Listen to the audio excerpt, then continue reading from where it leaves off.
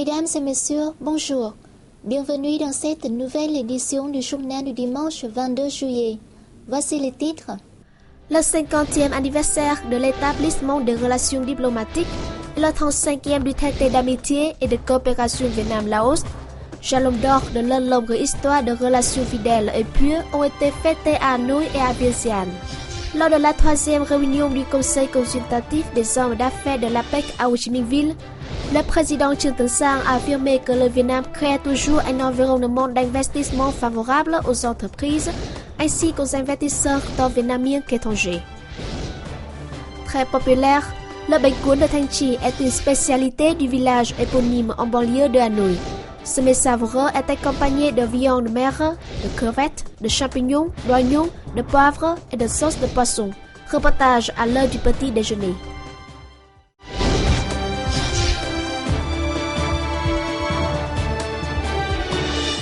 En l'honneur du 50e anniversaire de l'établissement des relations diplomatiques et du 35e du traité d'amitié et de coopération entre le Vietnam et le Laos, de nombreuses activités ont été organisées à Hanoï et à Vientiane afin de témoigner de la grande amitié, de la solidarité spéciale et de la coopération intégrale entre les deux pays.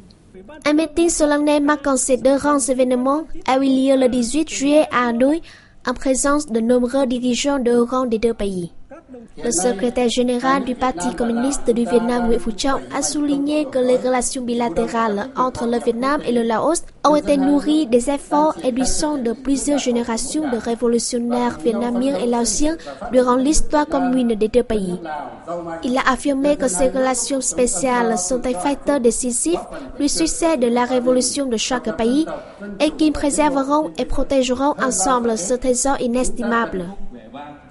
Au nom du parti, de l'État et du peuple laotien, le vice-président laotien Bouillon Volachit a affirmé que le parti, l'État et le peuple laotien feront de leur mieux pour préserver ces relations d'amitié traditionnelles et de solidarité spéciale.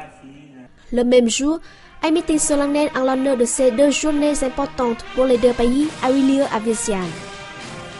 Le secrétaire général du comité central du Parti populaire révolutionnaire du Laos et président du Laos, Chumali Sayason, a souligné que dans leur histoire, les deux pays sont toujours demeurés côte à côte en nourrissant de profonds sentiments de camaraderie, de fraternité et de confiance. Source de ces relations spéciales et rares dans le monde, c'est aussi l'élément décisif de la victoire des révolutions vietnamiennes comme laotiennes.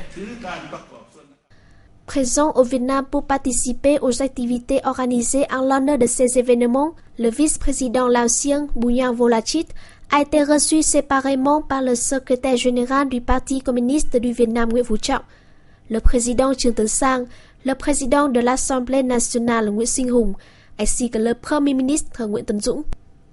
À cette occasion, plusieurs activités ont été organisées dont le Festival d'amitié populaire Vietnam-Laos, les journées culturelles du Laos au Vietnam, une exposition de photos, documents, objets et livres consacrés aux relations spéciales Vietnam-Laos 1962-2012. La 3e réunion du Conseil consultatif des hommes d'affaires de l'APEC a eu lieu du 16 au 19 juillet à Ho Chi Minh Ville. Elle vise à discuter du rapport officiel, des propositions et des contenus des dialogues à soumettre aux dirigeants de l'APEC lors du sommet de l'APEC qui se tiendra en septembre prochain en Russie. Dans la conjoncture des champs commerciaux internationaux en baisse, de finances mondiales instables, du cycle de négociations de Doha dans l'impasse, certains pays ont tendance à appliquer des mesures de protection commerciale. L'APEC doit plus que jamais adopter des approches globales et intégrales, agir rapidement et énergiquement afin de relancer les économies de la région de sorte qu'elles puissent se développer de façon durable. L'APEC doit également continuer d'affirmer son rôle comme moteur de la croissance des économies mondiales. Le Vietnam est déterminé à surmonter les difficultés actuelles pour stabiliser l'économie, maîtriser l'inflation et améliorer l'environnement d'investissement, à accélérer sa restructuration économique avec 3 percées que sont la restructuration de l'investissement, dont la priorité est accordée à celle de l'investissement public, la restructuration financière, notamment des banques commerciales, la restructuration des entreprises étatiques, notamment des groupes économiques et des compagnies générales étatiques. En tant qu'économie en développement, le Vietnam accélère son intégration économique mondiale, met en œuvre tous ses engagements internationaux multilatéraux et bilatéraux, crée un environnement d'investissement favorable aux entreprises ainsi qu'aux investisseurs vietnamiens et étrangers.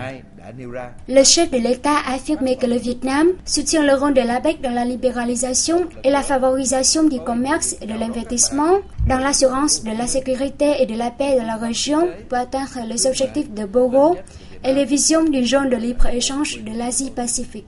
Le Vietnam a proposé à la communauté des entreprises de l'APEC d'avancer des mesures pour développer les infrastructures via les relations de partenariat public-privé, multiplier la connectivité des économies de l'APEC afin de favoriser l'accès des entreprises, notamment des petites et moyennes entreprises des pays en voie de développement, aux chaînes de fourniture mondiales.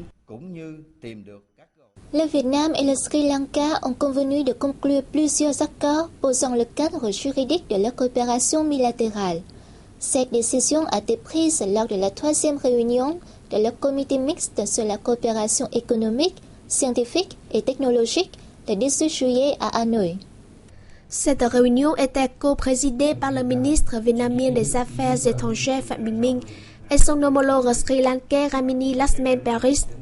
Les deux parties ont affirmé leur souhait et leur détermination de travailler ensemble afin de maintenir la paix et la stabilité dans la région, de se coordonner davantage au sein des forums régionaux et internationaux tels que, entre autres, le mouvement de non-alignement, le processus de Bali, le dialogue de coopération d'Asie et le forum régional de l'ASEAN.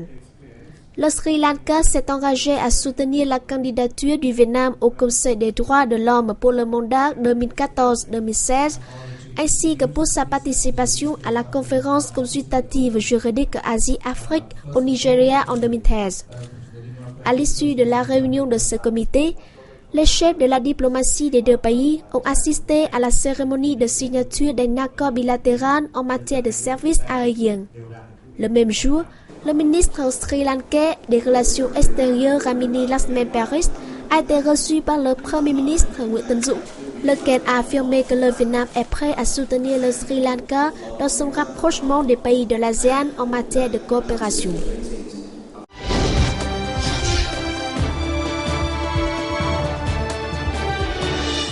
La totalité des élèves vietnamiens participant aux 53e Olympiades internationales de mathématiques et aux 23e Olympiades internationales de biologie ont ramené des médailles. Lors des 53e Olympiades internationales de mathématiques en Argentine, qui a réuni 548 élèves de 100 pays et territoires, l'équipe vietnamienne de 6 élèves ont obtenu une médaille d'or, 3 d'argent et 2 de bronze. La médaille d'or est revenue à Đậu Hải Đăng, élève de 12e classe du lycée d'excellence relevant de l'école normale supérieure de Hanoï. Lors des 23e Olympiades internationales de biologie qui ont eu lieu à Singapour, avec la participation de 234 candidats de 59 pays, les 4 membres de l'équipe vietnamienne ont remporté une médaille d'argent et 3 de bronze. C'est Nguyễn Thu Trang du lycée d'excellence Lê Hồng Phong de la province de Nam Định qui a gagné une médaille d'argent. Le Festival d'été du Vietnam, tenu à Londres, a permis de présenter la quintessence de la culture vietnamienne à la population britannique et aux visiteurs étrangers au seuil des Jeux olympiques de Londres 2012. L'ambassadeur du Vietnam au Royaume-Uni, Vũ Quang Minh, et la présidente de l'Assemblée de Londres, Jeanette Arnault, ont coupé le ruban d'inauguration de cet événement organisé par l'Association des professionnels vietnamiens au Royaume-Uni. Cet événement comprend 80 stands présentant des plats, des produits artisanaux, des jeux populaires du Vietnam. Fondée en 2010, l'Association des professionnels vietnamiens au Royaume-Uni, avec ses 650 membres, contribue constamment au renforcement de la solidarité au sein de la communauté vietnamienne du Royaume-Uni.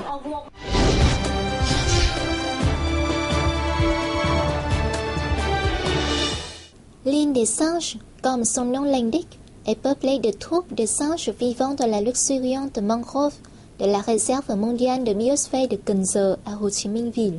Les gens qui ont découvert les singes au seul zoo de Tao Cam Vien ont été surpris par la vivacité et la hardiesse de ceux vivant sur cette île. Pour les habitants de Ho Chi Minh Ville, cette plongée dans la nature est une véritable bouffée d'oxygène. Je suis venue ici à plusieurs reprises et c'est à chaque fois un bonheur. Auparavant, j'avais très peu de singes. Je n'osais pas leur donner à manger, mais aujourd'hui, je leur donne de la nourriture qu'ils prennent très délicatement, comme le ferait un être humain. Je suis venu plusieurs fois ici, et à chaque fois je suis ravi. C'est pour cela que je reviens dès que mon emploi du temps me le permet. La création de l'île des singes, et plus généralement de la zone d'écotourisme de Cần Giờ, d'aujourd'hui, a pris de longues années à Ho Chi Minh Ville. Il a d'abord fallu réhabiliter la mangrove, ravagée par la guerre, puis domestiquer les singes, qui sont malins et espiègles comme des enfants, afin d'assurer la sécurité des touristes. Cela n'a pas été une sinécure. Outre le fait de connaître et d'appréhender leur comportement, les soigneurs doivent les aimer au quotidien.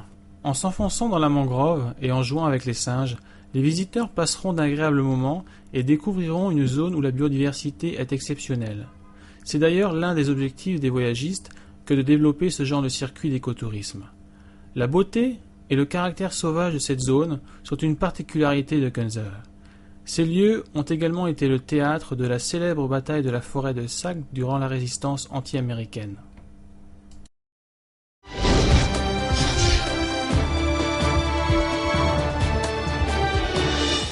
Le bánh cuốn de Thanh Trì est depuis longtemps une spécialité de Hanoï. Ce que les gourmands aiment bien, c'est la délicatesse de ce ravioli. Reportage sur ce plat particulier que personne ne peut l'oublier après en avoir goûté. C'est à Thanh Trì qu'il faut goûter du bánh cuốn, car nulle part ne peut mieux confectionner ce ravioli que ce lieu. Dans une petite boutique au jour déclinant, cette femme commence à confectionner les bánh cuốn. Ces raviolis sont préparés à partir de farine de riz. Ils sont cuits sur un tissu tendu au-dessus d'un chaudron d'eau bouillante et recouverts d'une pièce mobile. Après quelques minutes, la raclette de riz est décollée. C'est un plat particulièrement délicieux. Tous les matins, je viens ici en manger pour le petit déjeuner. La raclette est garnie d'une soupe de farce de champignons noirs, d'oignons et huile notamment. J'aime bien mon métier. Je m'efforce de confectionner de bonnes raclettes pour satisfaire mes clients. C'est un métier qui exige de la patience. Il faut procéder avec douceur. Le bánh cuốn de Thanh Trì est le meilleur car il est mince, blanc et collant, des caractéristiques qu'il doit à la farine de riz utilisée. Selon Trần Đình Liêm, il faut choisir un riz parfumé et décortiqué dans un certain temps déjà, qui doit ensuite être broyé à la main dans un moulin de pierre. Avec notre méthode, ma famille produit de la farine de riz très fine, ce qui permet de confectionner des galettes minces, blanches et collantes. Broyer le riz à la main est très pénible, mais la farine qui en résulte est la meilleure. Aujourd'hui, plusieurs familles emploient des machines, mais leurs galettes ne sont pas bonnes. Aujourd'hui, on peut trouver facilement de petits restaurants de bánh cuốn de Thanh Trì au centre de Hanoï. Selon les vendeurs, la sauce est une spécialité de chacun, faite sur une variation de ces ingrédients que sont ail finement émincé, piment, nước mắm, sucre, vinaigre de riz et eau. À cela, l'on ajoute traditionnellement de l'essence de cagou, un liquide sécrété par un insecte qui donne un goût encore plus unique au bánh cuốn. La recette de la sauce de mon restaurant est très spéciale et la saveur de l'essence de cagou, dont les clients l'aiment bien. Le bánh cuốn est à son meilleur lorsqu'il est mince, blanc, collant et a une odeur du riz. On peut l'accompagner de pâté de porc vietnamien nommé giò lụa ou chả quế et de quelques feuilles de menthe. Une petite sauce herbe douce lui donne encore plus de saveur. C'est la première fois que je viens à Hanoï et mange du bánh cuốn de Thanh Trì. Cette spécialité du Nord est délicieuse. J'aime bien le bánh cuốn de Thanh Trì. Quand on en mange une fois, on s'en souvient pour toujours. C'est un métier traditionnel de ma famille depuis plus de 70 ans. Je m'efforce de le perpétuer. Ce mets est simple et très attrayant. C'est pourquoi il est l'un des plus populaires des spécialités de la capitale. Pour nombreux Hanoïens, goûter les bánh cuốn leur permet de retrouver des saveurs familières de chez soi après un long séjour lointain. C'est la fin de ce journal. Toute la rédaction vous remercie de l'avoir suivi et vous donne rendez-vous la semaine prochaine.